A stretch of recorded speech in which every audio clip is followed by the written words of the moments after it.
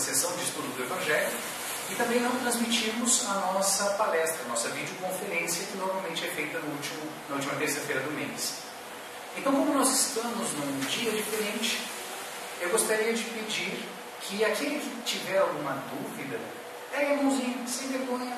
Nós vamos hoje, embora o nome palestra, vou pedir licença à direção da casa para que transformemos isso num bate-papo, num seminário, chamemos do que quiser.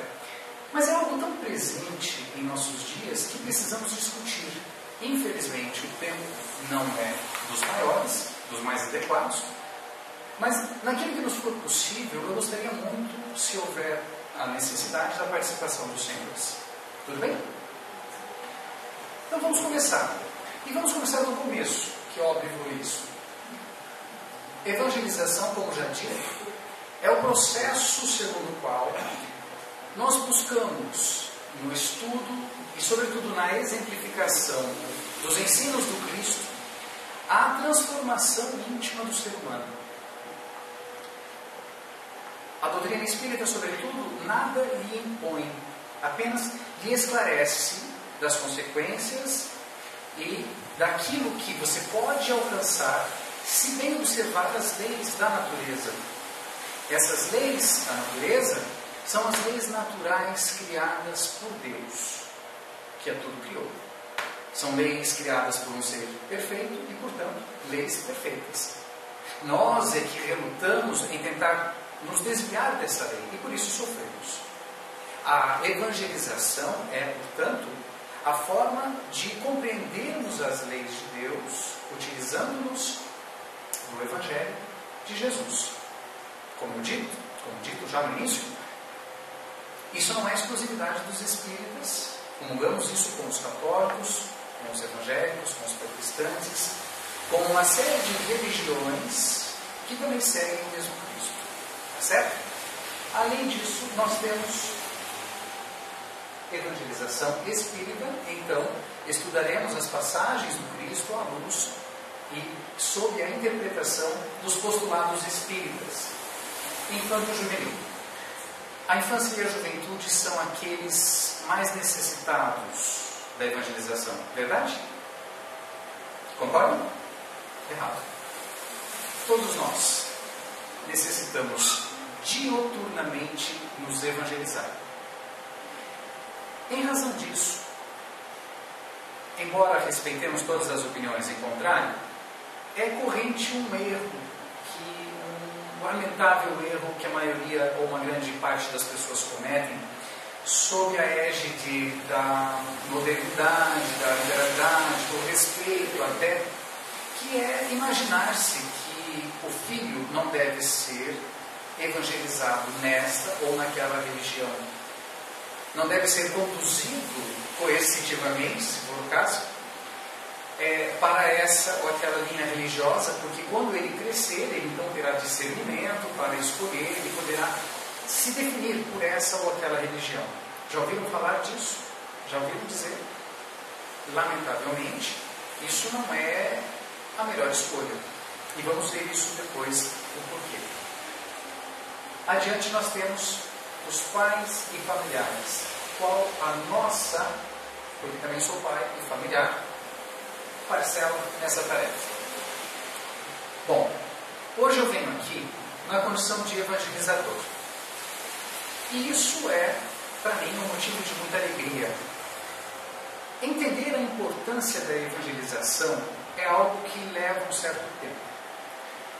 Exige que nós observemos diversas situações diárias e consigamos perceber a diferença nos comportamentos da pessoa evangelizada se comparadas com aquelas que não são exatamente evangelizadas. Mas se hoje eu estou aqui representando o DIGE da nossa casa, ou seja, o Departamento de Infância e Juventude do Grupo Espírita Mensageiros da Paz, antes disso, eu estou representando todos os pais e familiares. Porque isso não é, de forma alguma, uma exclusividade, nem muito menos uma tarefa exclusiva dos evangelizadores da Casa Espírita. Nós somos coadjuvantes nessa tarefa. Eu ficaria muito feliz se ao final do nosso encontro nós entendêssemos que a nossa parcela nessa tarefa se inicia na nossa casa, no nosso lar. Em que momento? Nós vamos ver. Mas ela não se encerra ali. Ela também se estende para as nossas profissões, para a nossa atuação na vida como um todo. Quer seja num grupo de amigos, quer seja então no nosso grupo religioso, como já disse, na nossa vida profissional, nas nossas relações interpessoais, de amizade, de amor e assim por diante. A verdade é que nós somos diariamente convidados a evangelizar. Muito bem? Agora, enquanto espíritas, esse processo de evangelização se torna muito mais, não diria complexo, mas muito mais completo. Porque vamos entender que ele não se inicia com o nascimento, nem muito menos se encerra com o desencarne. Reencarnacionistas que somos, compreendemos que evangelizar essa criança que hoje a vida nos põe nos braços é uma tarefa que deve envolver o entendimento dessa criança como um ser imortal. Hermínio de Miranda tem um livro fantástico, Nossos Filhos São Espíritos, em que ele deixa essas questões muito claras. O bebezinho inocente, puro, cheirosinho, gostosinho, maciozinho, não é? Delicioso. Se trata de um espírito milenar, quiçá milenar, talvez bilenar, que traz toda uma bagagem de viciações, de qualidades, de erros e de acertos, de débitos e de créditos que nós não reconhecemos. Não temos como mensurar. Então, para nós efetivamente darmos início ao nosso tema, comecemos, na verdade, tem que apontar para cá, né? Com o primeiro slide, que vai dizer o seguinte: o processo reencarnatório de nossos filhos. Quando, então, pensamos que somos seres imortais, é interessante que nós busquemos entender minimamente esse processo reencarnatório para que possamos nele adequar esse processo de evangelização. E o processo reencarnatório é algo muito complexo. O planejamento de uma reencarnação num determinado grupo familiar, formado por pessoas com as quais estamos intimamente ligados, é algo bastante complexo, complicado. Talvez, se nós nos lembrássemos quem foram os nossos filhos, ou quem foram os nossos pais, e quais foram os compromissos reciprocamente assumidos, nós não aceitássemos nem ir e nem receber esse espírito no seio familiar. É por isso que o esquecimento do passado é uma dádiva divina, que nos facilita, que nos auxilia, que nos possibilita esse convívio redentor. Porque por meio desse convívio é que nós saldamos os nossos débitos, que nós contribuímos para o crescimento daquela criatura posta sob os nossos cuidados e diretamente, em razão disso, inclusive, para o nosso próprio crescimento. Agora, nossos filhos. Aqui talvez a maior reflexão da noite. Se nós compreendermos essa questão de tratarmos os nossos filhos como nossos filhos, nós teremos a chave para uma relação muito mais saudável com esses nossos filhos. Aliás, já há um erro de semântica nisso. Há um erro fruto da pobreza da nossa linguagem. Não são nossos filhos. Quem disse que são nossos? Inclusive, nesse sentido, existe um poeta libanês, Gibran Khalil Gibran, talvez já tenham ouvido falar, o maior poeta do Oriente de toda a humanidade, de toda a história da humanidade. No livro, o profeta ele diz algo mais ou menos assim: vossos filhos não são vossos filhos. São os filhos da ânsia da vida por si mesmo. Vêm de vós, mas não são de vós. Podeis outorgar-lhes o vosso amor, mas não os vossos pensamentos, porque eles têm os vossos pensamentos. Podeis abrigar-lhes os seus corpos, mas não as suas almas. Porque suas almas habitam a mansão do amanhã, e nela vós não podeis nem mesmo visitar, sequer em sonhos. Podeis esforçar-vos para seres como eles, mas não busquei fazê-los como vós, porque a vida não vive o dia de ontem, e nem se detém nos dias passados.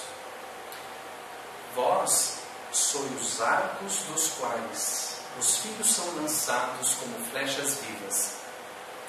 O arqueiro mira a senda do infinito e vos estica com toda a sua força, para que suas flechas sejam lançadas rápidas e para longe. Que o curvamento na mão do arqueiro seja a vossa alegria, porque assim como ele ama a flecha que voa, ama o arco que se mantém estável.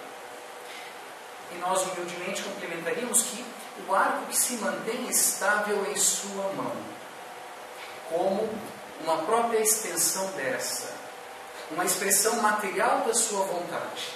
E então, nós coadunaríamos a poesia de Gibran com os preceitos espíritas, porque temos a chance de entender a grandiosidade da missão de pais e também como é, em verdade, a nossa relação com os nossos filhos. E nesse aspecto, a reflexão que fazemos vai muito além. Porque por conta ainda do nosso egoísmo, das nossas limitações na arte de amar, pensamos sempre nos nossos, que nem nossos são, já acabamos de ver isso agora.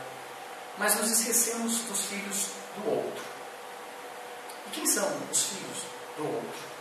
São também, assim como os nossos, filhos da ânsia da vida por ela mesma. Sabe o que isso significa, meus queridos amigos? Que o missionário religioso é o filho de alguém. Aquele cruel soldado, aquele assassino, aquele criminoso, pobre criminoso, é também o filho de alguém. O traficante, o ladrão, aquele, como se diz, aquele terrorista, é também o filho de alguém. Diferente dos nossos, menos amados que os nossos, quem somos nós para julgar isso? Então onde está o erro? Da mesma forma, a mulher que desfila diante dos nossos olhos com toda a sua sensualidade, com roupas sumárias que despertam em nós os nossos instintos, é também a filha de alguém. O filho que queremos agredir, que queremos sacrificar, que queremos judiar, que queremos fazer sofrer, é o filho de alguém. Esse próprio alguém é também o filho de uma outra pessoa. Então, se nós conseguíssemos ampliar somente nisso a nossa visão, como seriam melhoradas as relações humanas? Porque quando se trata do nosso filho, nós temos a facilidade de amar, de respeitar, de querer sempre o bem, não é verdade? Mas o filho do outro. Não somos todos filhos de alguém, e aí desconsiderando a relação que esse filho tem com o seu pai, com a sua mãe. Mas todos somos os filhos de um único pai, inclusive. Vejam como é sério essa nossa afirmação. O processo reencarnatório dos nossos filhos, da nossa convivência, da evangelização dos nossos filhos. Mas vamos adiante. Esse é um tema, o processo reencarnatório, apenas, pura e simplesmente, que nos exigiria ou nos pediria meses de estudo. Meses. É um tema extremamente rico, que nós vamos então nos limitar apenas ao que interessa para a evangelização. E ela será abordada no seu aspecto físico-espiritual. E essa palavra está entre aspas, porque eu vou contar um segredo para vocês. Ela não existe. Físico-espiritual não existe. Mas é utilizada ali para expressar aquele processo em que vai envolver a formação do corpo pelo espírito e a relação do espírito na formação do corpo complexo. Já vamos entender adiante. Vamos ver também o processo reencarnatório dos nossos filhos pelo seu aspecto psicológico. Então vamos lá. Alguma dúvida até aqui? Lembre que nós combinamos. Hein? Deixa eu lembrá-los também que a última circular sai às 11h30, até esse horário nós temos à disposição, podemos atender a todas as questões. processo reencarnatório e fase físico-espiritual. Bom, estamos falando de nascimento e da reencarnação propriamente dita, verdade? O que acontece primeiro? Digam para mim, nascimento ou reencarnação? Ou são sinônimas, são a mesma coisa? Eu vi um braço mexendo assim, desse lado, não? Diga lá. Reencarnação acontece primeiro. Essa menina é uma evangelizanda, é aluna do nosso Digi. Ela está correta. Mas isso faz muitos meses. Eu não tinha combinado com ela não. A reencarnação, ela está correta, acontece antes do nascimento. É óbvio. Esse processo de reencarnação do espírito num ser pequenininho, que vamos chamar depois de bebê, 9 meses depois, é um processo muito complexo, porque ele envolve, dentre outras coisas, a harmonização das energias do espírito reencarnante com as energias da mãe que o irá receber. Isso não é muito simples. Se voltarmos no início da nossa conversa, vamos ter em mente que essa aproximação nem sempre é das mais felizes, das mais fáceis. Agora, mais que isso, nós temos que ter em mente que nós, enquanto espíritos imortais, utilizamos de corpos nas nossas sucessivas vidas corpóreas. Esses corpos morrem, retornam à natureza, e a nossa alma, o nosso espírito, sobrevive a ele e ocupa algo chamado perispírito. O perispírito seria um corpo sutil, também formado ele de matéria, mas uma matéria muito suave, que nós nem conseguimos perceber. Essa matéria que tem o formato do nosso corpo, com 1,90 m, muito forte, elegante, ou como esse formatinho que vocês estão vendo, vai se diminuir para habitar um corpinho pequeno. E se ela é também formada de matéria, é formada de átomos, de moléculas. No livro Missionários da Luz de André Luiz, aquele sempre mestre de todas as situações do além, existe um capítulo dedicado à reencarnação de Segismundo. É um capítulo extenso, mas extremamente esclarecedor. Muito gostoso de se estudar. Missionários da Luz de André Luiz. A reencarnação de Segismundo. Ali, pessoal, eles demonstram como toda uma equipe de espíritos, que eles chamam construtores, participam desse processo reencarnatório, construindo efetivamente aquele corpo que será dos nossos filhos. E como é importante a participação do espírito reencarnante, facilitando esse processo de aceitação, se colocando dentro daquele corpinho minúsculo. Quando nós falamos em nascimento, lembramos de gestação, que se origina na fecundação. No momento da fecundação, biologicamente falando, é quando esse corpo começa a surgir.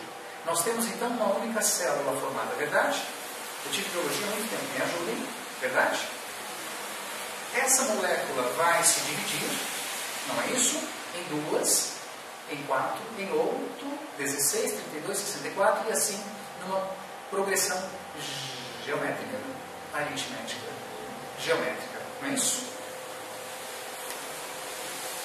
Se o perispírito é ele formado também de átomos, quantos átomos nós temos no perispírito? Do tamanho do meu? Querem chutar? Não, né? Muitos. Bilhões. Eu diria muitos bilhões. No momento da fecundação, quantos nós temos formados? Perfeito. Muito bem, vocês estão entendendo o espírito da coisa. Por que eu disse isso? Porque esses bilhões de átomos vão sendo aos poucos materializados, digamos assim, para que haja a total junção entre perispírito e matéria do corpo do bebê. É por isso, curiosamente, que em alguns casos de abortos espontâneos, alguns órgãos não estão totalmente formados. A aproximação do perispírito, que é o que vai moldar aquele corpo, se encerrou. Portanto, a partir dali é um mero processo químico biológico de reprodução de células disformes. A forma humana se perde em alguns casos quando do nascituro. Então,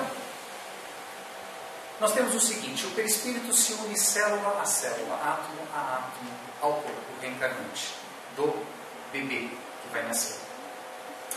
E isso leva um tempo. Alguém tem ideia de quanto tempo?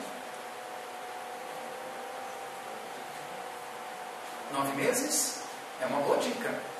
9 meses? Tudo bem? Alguém dá mais? 7 anos? Exagerada? Até que isso ocorra, Gisele, o sangue é o fluido divino que fixa o espírito ao corpo. É onde radica o perispírito. Então, eu esqueci de dizer isso, mas enquanto o corpo não está totalmente formado, o perispírito vai ocupar o sangue. É ali que ele habita, até ter a sua casinha nova, o seu novo corpo. E a Gisele tem razão, porque o tempo que isso ocorre dura em torno de 7 anos. Depois do nascimento. Depois do nascimento. Isso é muito curioso que nós observemos, porque esse período do 0 aos 7 anos é o período em que o espírito ainda está muito mais ligado à sua vida espiritual do que propriamente a essa material. Isso é muito importante para esse nosso processo de evangelização. Por quê? Eu apertei um botão a mais, deixamos aqui por enquanto. Quando o espírito vai reencarnar, ele vai sofrendo aos poucos de um certo torpor, é o termo que os livros nos trazem. Esse torpor é mais ou menos como um nonsense, uma sensação de onde eu estou, quem sou eu, e uma sonolência, acho que isso seria melhor. Você vai literalmente adormecendo, você é espírito reencarnante. É por isso que nos afirmam que, na maioria das vezes, o reencarne é muito mais traumático para o espírito do que o seu desencarne, dependendo, evidentemente, do grau de compromissos e de consciência que tenhamos em um e outro momento. Mas o fato é que o espírito vai adormecendo aos poucos. Há algumas exceções a isso, assim, porque alguns espíritos se recordam logo ao nascer do que foram na vida passada.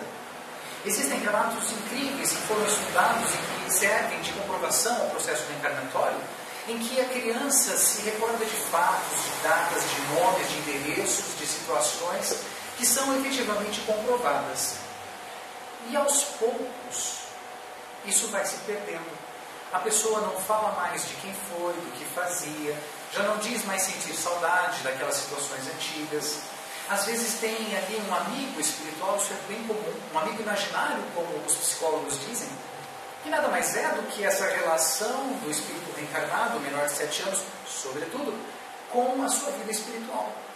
São os companheiros efetivamente existentes, que conforme a gente vai se condensando na matéria, vai penetrando cada vez mais, solidificando esses laços, nós perdemos parte dessa percepção.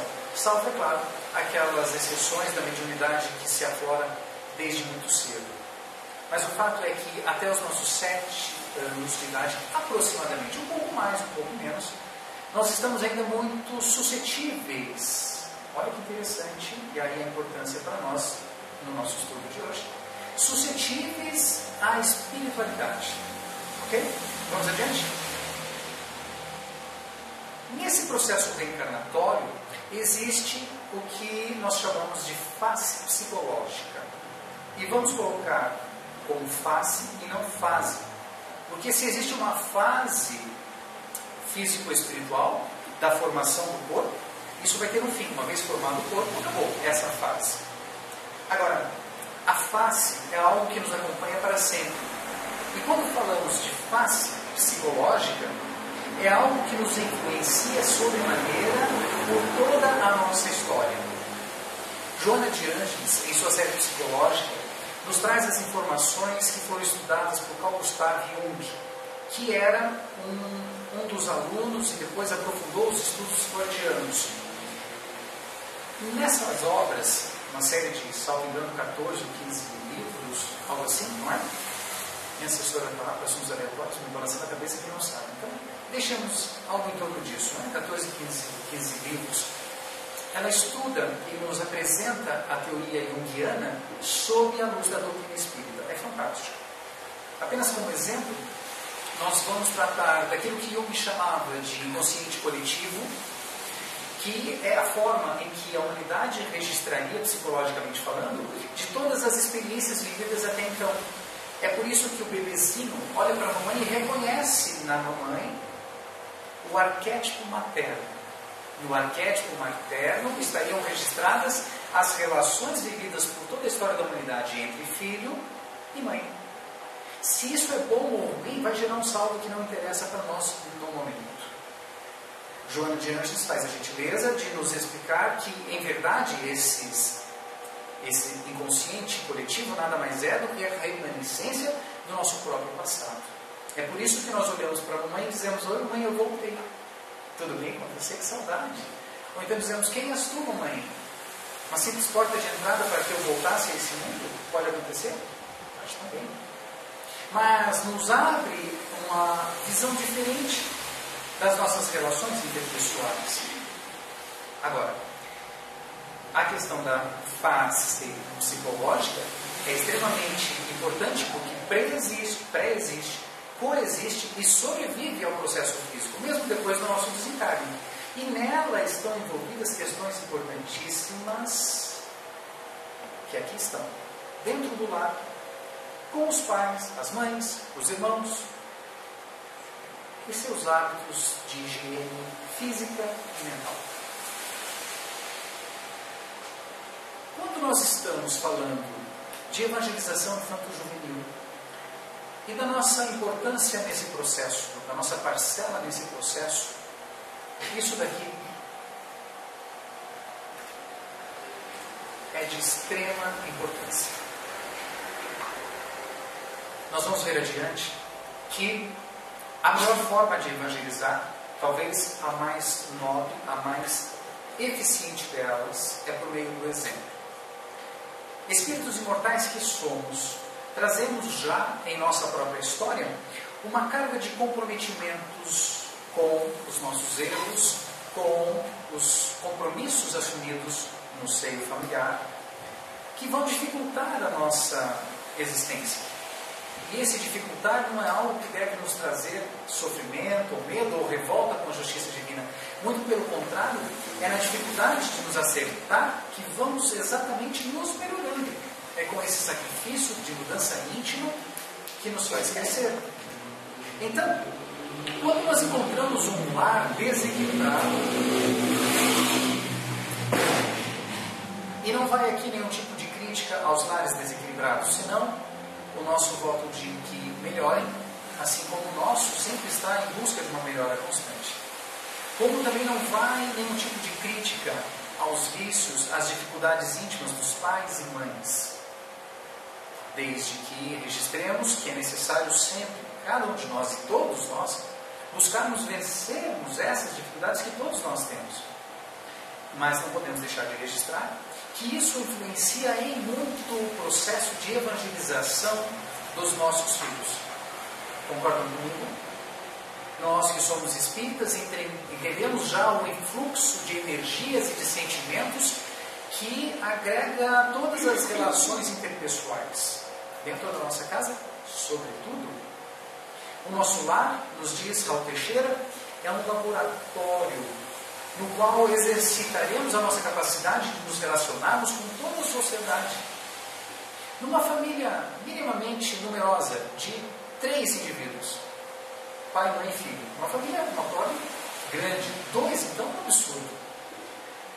Mas no modelo familiar de hoje, numa casa com 4 pessoas, pai, mãe e 2 crianças e um cachorrinho, nós temos ali uma série de experiências que são capazes de nos provar em todas as nossas dificuldades. Ali nós temos aquela pessoa de difícil convivência que se chama esposa, mas que alguns insistem em chamar de esposo, eu não sei porquê.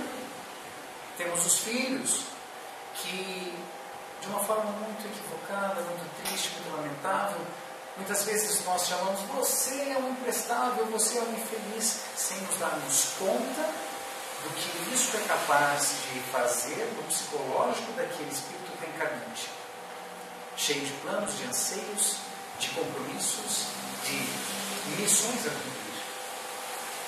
Esse filho que embalamos, tão lindinho, fofinho, cheirosinho, gostosinho, pode se tornar um grande missionário, ainda que silencioso, anônimo, como pode se tornar um grande ditador. Não cabe a nós julgá-lo, cabe a nós oferecer-lhe as melhores condições para os seus acertos, para as suas lutas íntimas. Nós o lançamos, mas ainda ficamos na mão do arqueiro para que sejamos a extensão da sua vontade, o longa-manos de Deus, realizando na terra o seu trabalho de pai, de evangelizador. Então, no processo de evangelização, a parte que nos cabe é cuidar dos hábitos e da higiene física e mental do local. Ninguém se sentiria bem numa casa extremamente suja, mal cuidada e assim por diante. Nosso tempo está se esgotando. Vamos adiante, portanto. Isso se estende à escola, aos amigos, à sociedade. Quem não tem um lar equilibrado, minimamente que seja, estatisticamente, isso não é regra, tem uma maior probabilidade a se envolver com drogas, com a criminalidade, com a agressividade, com a indolência, com a maledicência, com a sexualidade, com a drogação, como já dito, com as bebidas e assim por diante. Esse processo de evangelização é de suma importância para prevenirmos todos esses males. E o que a doutrina espírita nos diz a respeito? Vamos começar pelo Livro dos Espíritos, na questão 352. A pergunta é: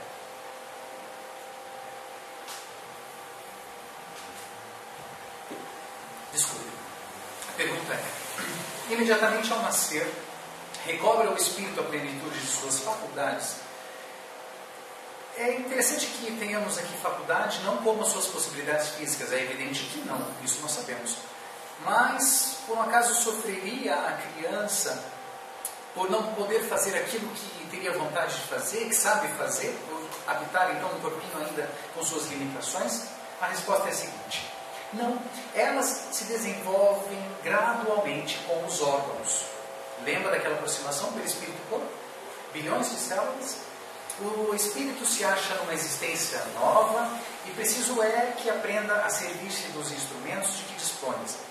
Atenção agora, as ideias lhe voltam pouco a pouco. Guardem essa informação, por favor. Como uma pessoa que desperta e se vê em uma situação diversa da que ocupava na véspera. Acordei, onde estou, quem sou eu? Eu estou dormindo na casa de um amigo, está tudo diferente, um ambiente novo. Vamos adiante. No Evangelho segundo o Espiritismo, capítulo 14, que trata de honrar vosso pai e vossa mãe, diz o seguinte: desde pequenina, a criança manifesta os instintos bons ou maus, que traz da sua experiência anterior. A estudá-los, devem os pais aplicar-se. Todos os males se originam do egoísmo e do orgulho. Espreitem, pois, os pais os menores indícios reveladores do germe de tais vícios e cuidem de combatê-los, sem esperar que lancem raízes mais profundas. Façam como o bom jardineiro, que corta os rebentos defeituosos à medida que os vê apontar na árvore. Se deixarem se desenvolvam o egoísmo e o orgulho, não se espantem de serem mais tarde pagos com a ingratidão. O nosso amor e o nosso cuidado com as crianças é tamanho que nos cega. Na verdade, por muitas vezes temos visto nos modelos familiares contemporâneos que nos omitimos.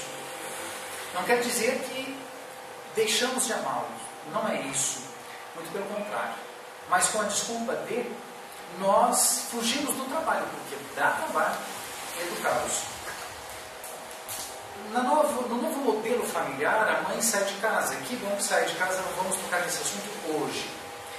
Mas quando a mãe sai de casa, não tem mais aquele tempo que dispunham as nossas avós, as nossas bisavós, para cuidar, aí sim, de uma prole numerosa. 10, 12, 13, 14 filhos.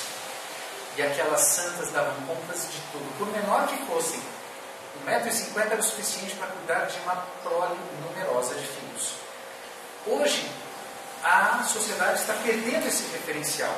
É uma nova fase, não tem como voltar atrás. Gildan já dizia isso. A vida não dá passo atrás. Então, o que nós estamos fazendo é nos adaptando a essa nova realidade. Enquanto isso, alguns percalços estão no caminho. Ou seja, nós não sabemos exatamente quem vai cuidar das crianças. Resumindo, é isso. A missão era das mães, mas hoje elas necessitam da nossa ajuda de pais. A questão é que nós tratamos os nossos filhos como reis e nos esquecemos que eles não moram em castelos. Nós não temos serviçais para toda a nossa vida e nem queremos. Então, nós devemos nos lembrar que amanhã quem estará no controle são eles. E exigir deles que aprendam a fazer as tarefas domésticas, mesmo que tenham, enfim, condições de pagar para quem faça. É uma realidade. Mas tem que aprender a fazer. No mínimo para aprender a exigir, não é assim? As mulheres que me ajudem nisso. Mas, sobretudo, observarmos as suas más tendências e corrigi-las. Sejamos sinceros.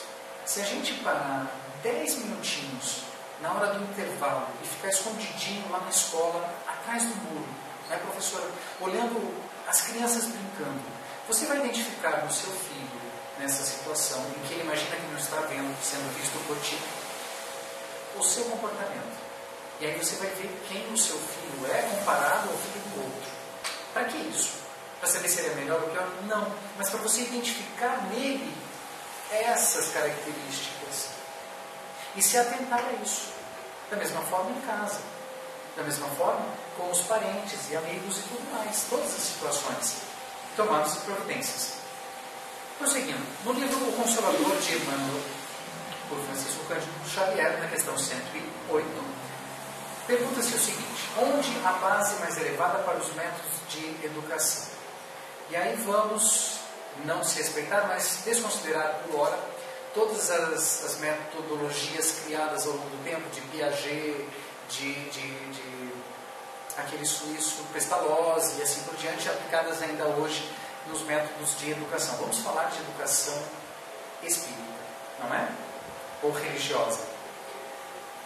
A resposta é a seguinte: as noções religiosas, com esse mais eu coloquei propositalmente. E a culpa é do título da palestra, que quem escolheu foi o Márcio, depois conversem com ele, eu não tenho culpa disso. Mas esse mais é sinônimo. Então, as noções religiosas, enquanto base elevada, mais a exemplificação dos mais altos deveres da vida, constituem a base de toda a educação no Sagrado Instituto da Família.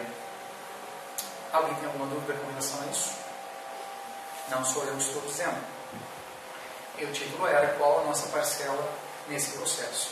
A questão 109 vai dizer o seguinte: o período infantil é o mais importante para a tarefa educativa? A resposta: o período infantil é o mais sério e o mais propício à assimilação dos princípios educativos. Até aos 7 anos, o espírito ainda se encontra em fase de adaptação para a nova existência que lhe compete no mundo. Nessa idade, ainda não existe uma integração perfeita entre ele e a matéria orgânica. É disso que vínhamos falando. Adiante. Suas recordações do plano espiritual são, por isso, mais vivas. Importante agora. Tornando-se mais suscetíveis de renovar o caráter e a estabelecer novo caminho. Olha que importante. Vejam a importância, a seriedade disso. Nós temos um espírito seguindo uma determinada linha, um determinado caminho que é posto sob a nossa égide e que dispomos da oportunidade de mostrar-lhe e direcioná-lo num novo caminho. Isso é fato. A ciência já tem provado isso. Na consolidação dos princípios de responsabilidade, C, e o destaque ainda, e mais uma vez, que é por conta da nossa responsabilidade, C, encontrar nos pais legítimos representantes do colégio familiar, na mais alta e nobre concepção do termo. Eis porque o lar é tão importante para a edificação do homem e porque tão profunda é a missão da mulher perante as leis divinas. Uma leve pincelada minutos atrás e a expectativa para os próximos capítulos dessa discussão. Em Conduta Espírita André Luiz, agora por Valdo Vieira, no item 21, em que trata da criança, com o título Perante a Criança, diz que devemos ver no coração infantil o esboço da geração próxima. procurando ampará-lo em todas as direções. Vejam a responsabilidade que vai pesar não apenas sobre aquele espírito, mas sobre toda uma geração que está à espera do nosso trabalho. Lançamos as flechas. Qual a qualidade delas? A orientação da infância, portanto, é profilaxia do futuro. Os centros espíritas, com todo o louvor, com toda a beleza que existe nisso, se ocupa de educar, de evangelizar, de tratar espíritos desencarnados. Que bom que isso ocorre. Mas como melhor seria se não precisássemos esperar que eles estivessem desencarnados e nos ocupássemos de transformá-los ainda desde o berço em nossas casas. Ou então, se tivermos em mente a face psicológica, muito antes disso, quando temos a possibilidade de estarmos grávidos, já transformar a nossa qualidade mental. Imaginem então o que sofre um espírito que vem ao ventre sob a rejeição de sua mãe. Mas isso é assunto para uma outra discussão, que também faz parte da evangelização. Portanto, educar os pequeninos é sublimar a humanidade. Não é pouco dizer, é sublimar. A humanidade é a consequência, é a união, a junção de cada um de nós, de cada um dos nossos filhos. E, portanto, evangelizando os nossos filhos, sublimando as suas qualidades morais, ajudando-o nas suas dificuldades íntimas, estamos sublimando e melhorando as qualidades de toda a humanidade. Concorda comigo? Isso sim é uma matemática fácil de fazer. Até eu consigo. Voltemos ao livro dos Espíritos na questão seguinte, 383. Qual, para este, o Espírito, a utilidade de passar pelo estado de infância? Se ele não sabe exatamente o que está acontecendo, ele está meio sonolento. Vamos lá.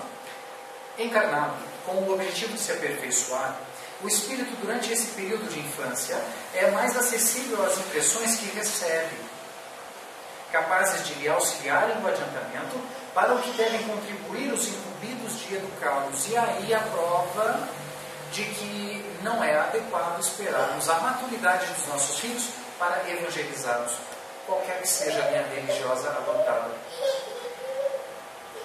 Bom, como agimos, o que pretendemos?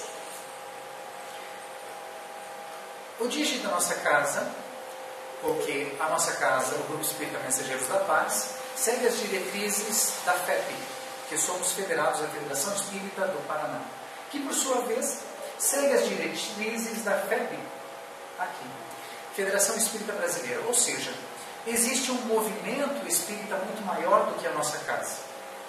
E exatamente por fazermos parte deste movimento é que somos grande no sentido de que estamos amparados em estudos de uma diversidade de profissionais, de uma interdisciplinariedade que cuida de como melhor educarmos as nossas crianças. E vale já nesse instante dizer que somos bastante fiéis à doutrina espírita. Essa é a opção nossa. Assim como devem ser fiéis cada um dos religiosos que pretendem evangelizar. Então, a evangelização espírita para a fé infanto-juvenil é toda a atividade voltada ao estudo da doutrina espírita e à vivência do Evangelho de Jesus junto à criança e ao jovem. A sua ação visa promover a integração do evangelizando, são os nossos aluninhos, consigo mesmos. Porque quando você passa a ter noção de si, quando a criança passa a ter noção de si, o seu comportamento muda completamente. É da água para o vinho, digamos assim. É impressionante o resultado que isso traz. E aí, na sua relação com o próximo e com Deus, está feito, se resume a isso. E proporcionar o estudo da lei natural que rege o universo e da natureza, origem e destino dos espíritos, bem como de suas relações com o mundo corporal. E oferecer ao evangelizando a oportunidade de perceber-se como ser integral, crítico, consciente, participativo, herdeiro de si mesmo, isso é muito importante, cidadão do universo, agente de transformação do seu meio, rumo a toda a perfeição de que é suscetível. Isso está na apostila que nós utilizamos aqui para a evangelização. Então, a evangelização no centro espírita é uma atividade de estudo e vivência da doutrina espírita e do Evangelho de Jesus de forma sistemática, metódica, atendendo e esclarecendo crianças e jovens de 3 a 21 anos. Isso está no livro Orientação ao Centro Espírita, no capítulo 6. Bom, meus amigos, como dito no início, esse é um tema não apenas de extrema importância, ele é um tema apaixonante. A literatura é vasta e toda ela muito agradável. Infelizmente, o nosso tempo que já se foi era muito curto para que pudéssemos tratar com maior profundidade cada um dos slides citados.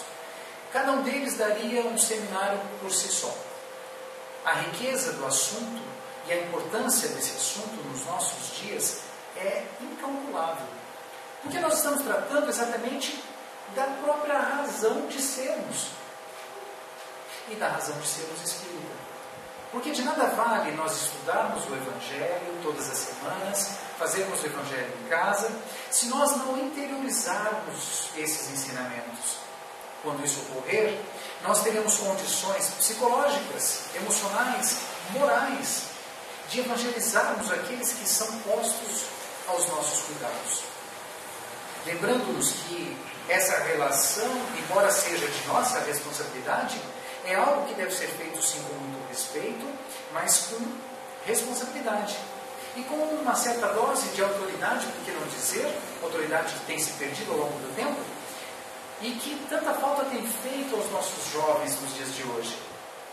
Basta folhearmos os noticiários impressos, assistirmos aos telejornais, ouvirmos as notícias nos rádios, e veremos toda uma geração ameaçada de perdição. O termo é forte. Tão forte quanto aquele que nos diz que evangelizar é melhorar a humanidade. O processo é exatamente o mesmo. Cada vez que negligenciamos a evangelização infanto-juvenil, estamos negligenciando toda a humanidade. E vice-versa. Quando nos empenhamos em ensinar e direcionar esses espíritos à nossa guarda, estamos direcionando o futuro da humanidade. O raciocínio é simples, é lei natural.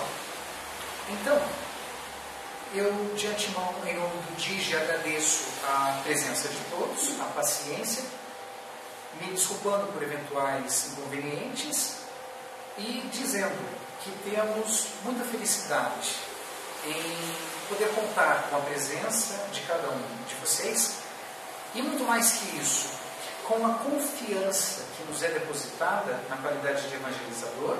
Eu sou apenas um de uma equipe bastante interessante, qualificada, comprometida com a evangelização na nossa casa. São pessoas como o Maurício, como o Rogério, que é o diretor do DIGE, como o professor André, que não pôde vir, que pega a juventude, e já sabíamos que ele não viria, com a Cristiane, com a Silvana, e com pessoas que às vezes passam despercebidas por nós, mas que têm a graça de cuidar dos nossos filhos, de dividir conosco essa responsabilidade. A evangelização espírita está, portanto, na nossa casa à disposição dos senhores, dos vossos filhos, dos amigos dos vossos filhos, assim como nós estamos para qualquer questionamento que possa surgir. Eu de antemão agradeço, e se ninguém tiver nada a perguntar, algum comentário? Não? Eu vou encerrar pedindo mais a paciência de vocês com um videozinho que, me perdoe, eu queria ter produzido para mim, mas a minha qualidade tecnológica é tal qual a minha qualidade matemática. Então vocês já viram que é um fiasco, não tenho nem condições dele. Mas eu achei um vídeo super bonitinho que na verdade é uma homenagem aos evangelizadores. O que eu gostaria de dividir com os senhores é exatamente essa qualidade de evangelizador. Nós somos aqui evangelizadores e todos somos nas nossas casas, nas nossas empresas, em todos os lugares, nós espíritas somos convidados a evangelizar. A vida espírita é um evangelizar constante, desde que sejamos verdadeiramente espíritas. Então, onde estiver escrito evangelizadores, podem ler sem medo algum, a palavra pais e responsáveis e se entender nesse processo. Esse processo faz parte de uma programação efetivada muito antes da nossa vinda a este mundo, nessa encarnação. Ou seja, tudo faz parte de um processo no qual estamos inseridos e que vamos agora apresentar aos senhores. Se tudo funciona